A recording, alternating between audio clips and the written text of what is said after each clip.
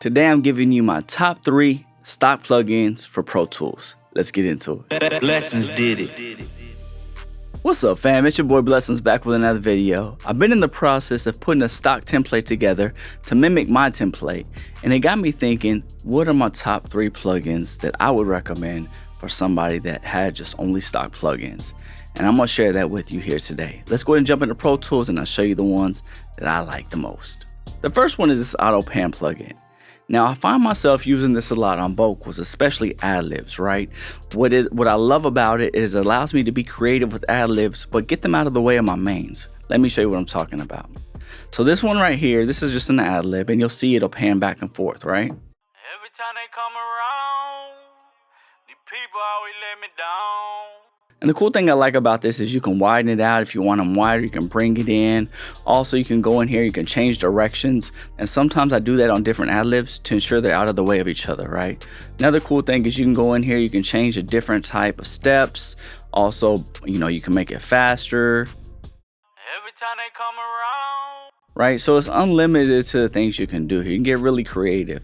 Now I'm pretty basic here. I just go ahead and keep the basic settings. The one thing that I will recommend is make sure you link it to tempo, and then you just put it where you want it, right? Every time they come around. Now with all the vocals here, let me show you what that sounds like, all right? Come around, yeah. Every time they come around. The people always let me down, yeah. Always let me down. You see, so it stays out the way of the mains, but also gives its own space. So that's my number 1 plugin, right? The second one I want to show you is right here, something that I recently started using. It's right here, this Subharmonic, okay? Now, on my original template, right, that's not stock plugins, I use something called Voice of God. If you're not familiar with it, this is what it looks like.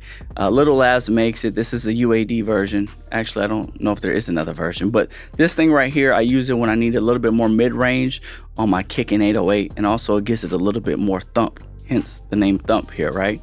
So what I did is I built something to mimic this Little Labs plugin, and let me show you what it sounds like. So this is the kick in 808 without the thump.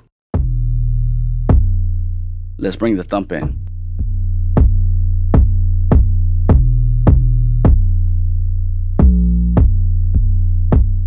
So you can see it adds that little extra grit to your kick in 808. Now I'll make another video in the future going over my settings and how I customized it to get it to sound as close as possible to the Voice of God, all right?